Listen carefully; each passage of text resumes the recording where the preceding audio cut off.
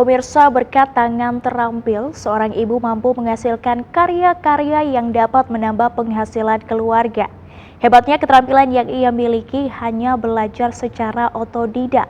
Bagaimana ceritanya? Berikut laporan Bangun Selendra, tangan cekatan merajut jutaan rupiah.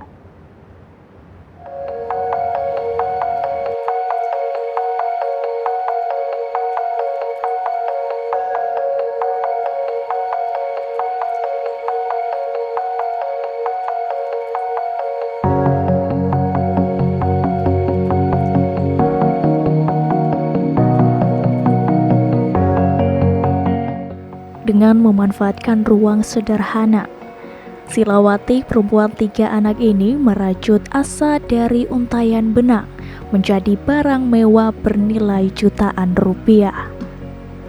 Bermodal tangan cekatan dalam merajut serta imajinasi kreatif yang dimilikinya, semakin membuat banyak orang yakin bahwa barang bagus karya Susilawati ini dihasilkan dari ketekunan selama bertahun-tahun.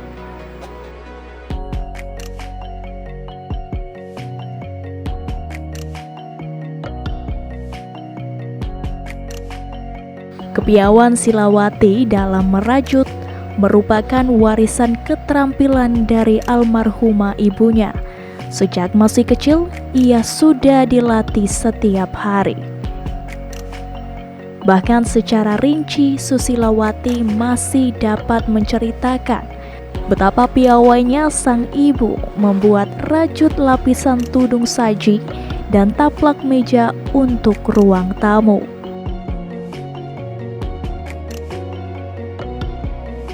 Perempuan yang akrab dipanggil Sila ini belajar merajut secara otodidak. Meski sejak kecil terbiasa merajut, namun baru serius menekuni hobi merajut sejak tahun 2017 dan bergabung dalam komunitas rajut Batam. Di komunitas tersebut, Sila dipercaya sebagai Ketua Asosiasi Rajut Indonesia Kepulauan Riau.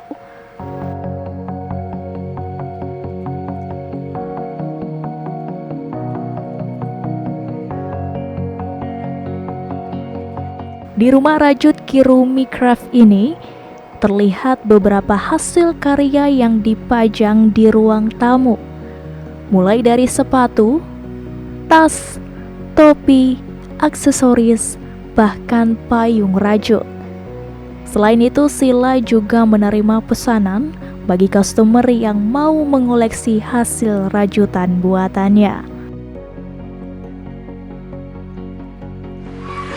Kalau untuk merajut, awalnya sih karena hobi ya, dan kebetulan almarhum ibu saya juga bisa merajut. Jadi awalnya sih cuman iseng-iseng kayak gitu. Terus kemudian ya waktu ibu saya meninggal itu, dia meninggalkan sesuatu untuk saya seperti tapak meja kayak gitu. Itu kan di Medan. Jadi ada keluarga saya yang bilang kayak gini, "Wat, kamu selesaiin lah ini," katanya kayak gitu kan. Jadi dari situ saya langsung kok kayaknya ini sesuatu memang saya bisa gitu kan. Awalnya sih biasa aja, terus balik ke Batam, langsung masuk komunitas, sampailah hari ini. Itu berlanjut dari mulai 2017 di komunitas sampai hari ini. Untuk menyelesaikan rajutan sepatu ini, Sila hanya membutuhkan 2 atau 3 hari. Sementara untuk topi, waktu yang dibutuhkan cukup 1 hari. Sementara untuk mengerjakan rajutan payung, membutuhkan waktu hingga 2 minggu. Untuk sementara ini, hasil rajutan ini dipasarkan melalui media sosial dan dari mulut ke mulut. Sementara harga yang ditawarkan cukup bervariasi, mulai dari 150.000 hingga jutaan rupiah. Tidak hanya warga lokal, Sila juga mendapat pesanan dari luar kota, bahkan luar negara.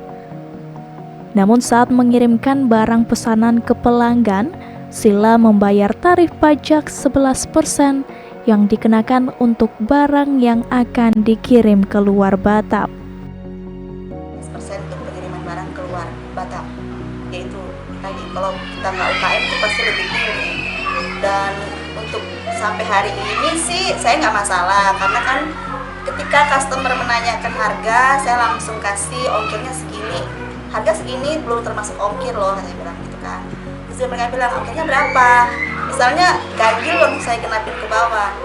Misalnya 56.000 nih, ya udah saya genapin jadi 50.000. Jadi istilahnya saya kasih bonus ke mereka gitu. Padahal sebenarnya kan enggak. Seperti itu triknya, trik marketingnya seperti itu. Jadi oke lah. Jadi harganya itu ya seperti itu enggak. Jadi kita nggak mau pakai online yang lain. Belum bisa karena ada pajak. Tidak hanya diperjualbelikan, barang hasil rajutan Sila ini juga sering ditampilkan dalam beberapa festival. Bahkan Sila mengikuti Festival Payung Indonesia tingkat nasional yang diikuti oleh negara India, Thailand, dan Amerika Serikat.